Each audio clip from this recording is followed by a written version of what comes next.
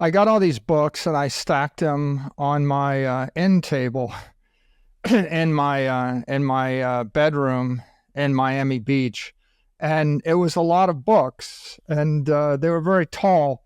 And first, I tried to ignore them, and then I went and I started thumbing through them, and it was a bit daunting. But before I actually did Conceived in Liberty, I actually read an Austrian perspective on the history of economic thought by Rothbard.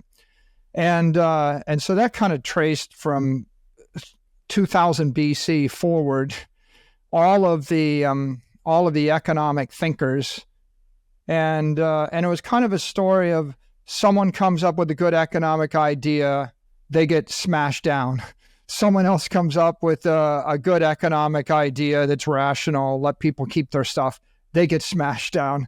Someone else comes along. Every 100 years, there's an intelligent person in some country or some civilization that points out that if you don't steal all the property from all the people and crush them to death, it'll be good for morale and you might actually grow the economy. And always there's a little fire, and then they always get smashed down, and it goes on and on and on and on and on, all the way, up through, Locke and the liberal ideas of the Reformation Europe. Wait a minute, everyone, and get ready for something big. Your VIP ticket to the crypto investing world is the Crypto Nutshell. Exclusive Insiders Club, expert predictions, on-chain data, and breaking news all for you. Imagine crucial crypto insights daily, like having your own expert team. Over 10,000 savvy investors joined, but there's room for you. Don't miss this golden opportunity. Click the link on the description now, subscribe today, and ride the crypto wave with the Crypto Nutshell. Your VIP pass to smart investing is just a click away. China's crypto impact, Bitcoin's macro significance, and BlackRock's cryptic rumors. In the thrilling world of cryptocurrency, some key players are making moves that could reshape the entire game. Let's dive into these intriguing stories. Bitcoin's price is dancing to an unexpected tune thanks to China's influence. While many expected a September slump, Ron Neuner, the crypto oracle, saw something different coming. He predicted a rise in Bitcoin's price, and guess what? He was right. Bitcoin's price is up by 4.74% this September. The plot thickens when you look at China. Buying a Bitcoin there costs a hefty $32,500, way above the global average. This price gap is like jet fuel for the Bitcoin market. It's triggering increased activity and open interest in Bitcoin derivatives. Chinese buyers are grabbing Bitcoin for $32,500 and trading it for USDT at $33,700, creating a buzz in the market. But why is China suddenly all in on Bitcoin? Well, there's an exodus happening. Chinese investors are losing faith in the yuan, the stock market, and the property sector. The local currency is weakening, stocks are wobbly, and the real estate market is crumbling. People are looking for safer havens, and Bitcoin seems to be their knight in shining armor. Meanwhile, something strange is happening with the US dollar. Historically, a strong dollar meant a weak Bitcoin, but now, the dollar's strength isn't dampening Bitcoin's rise. James Van Stratton's data reveals that even as the dollar remains steady, Bitcoin's price against it is steadily climbing. This suggests that Bitcoin's intrinsic value is growing stronger. Over at BlackRock, there's a twist in the plot. Rumors are swirling that BlackRock, the investment giant, is ditching Bitcoin in favor of Ripple's XRP. While this could be a game changer, it's still in the rumor mill. Some folks have noticed a former Ripple employee in BlackRock's crypto team, but for now, it's all speculation. So, what's the bottom line?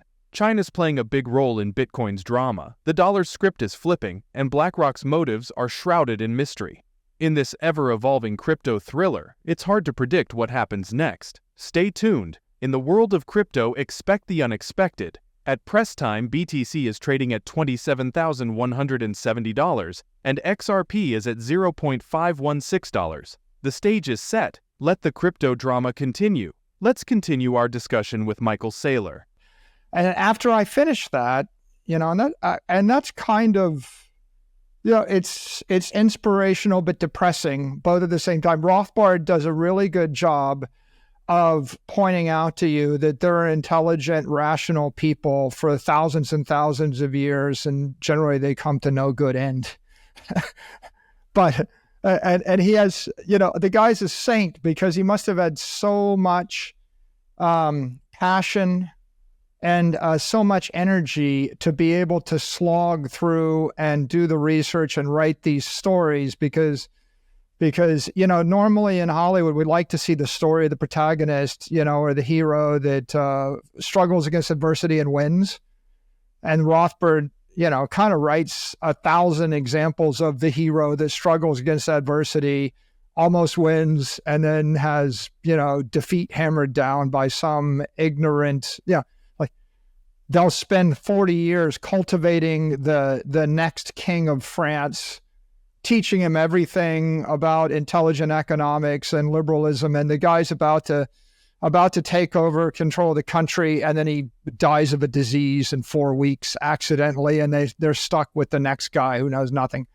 So that's the story of thousands of years of economic thought. And then I got to Conceived in Liberty, and I was very interested in that because as an American, most Americans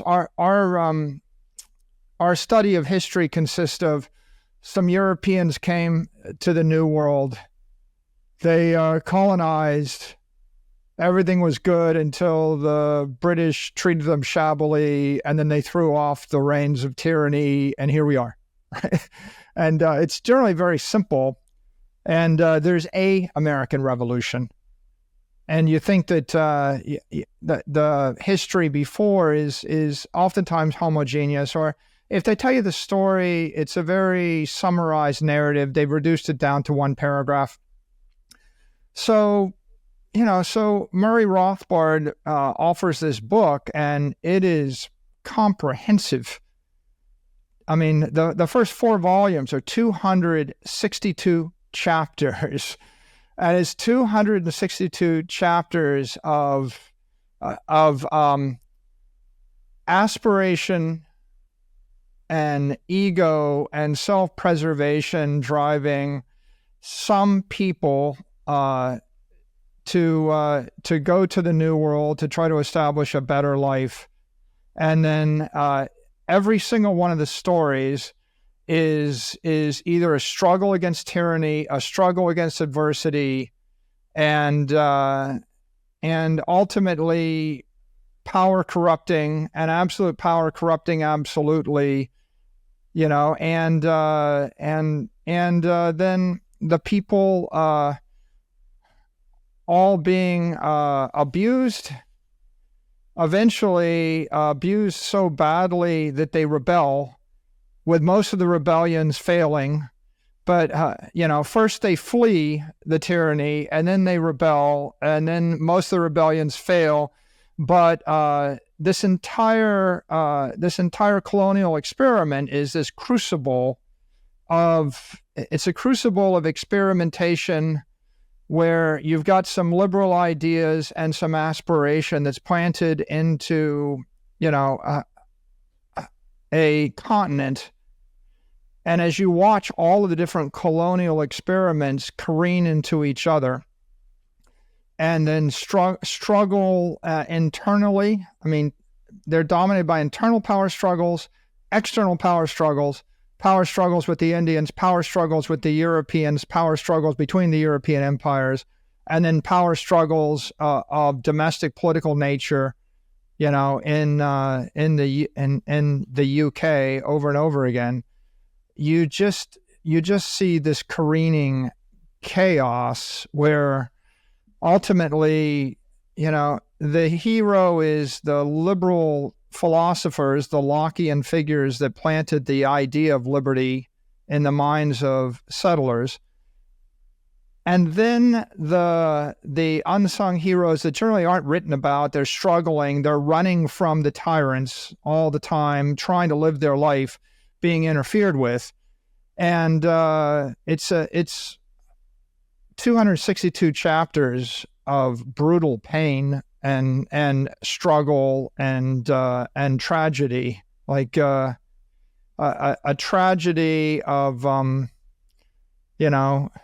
ego combined or wrapped with a comedy of errors that careens toward a final revolution or a final rebellion, the last one we remember, and through that chaos rise a set of founding fathers that actually reflect the best values that we've seen of a founding nation in a long, long time, and thousands of years, where you find a set of people that do embrace some of the ideology of Locke, some of the ideology of capitalism, and establish a nation of or a country of checks and balances. But throughout, it's imperfect, corrupt, and chaotic, and uncertain, and you can't help but just sit back and marvel at this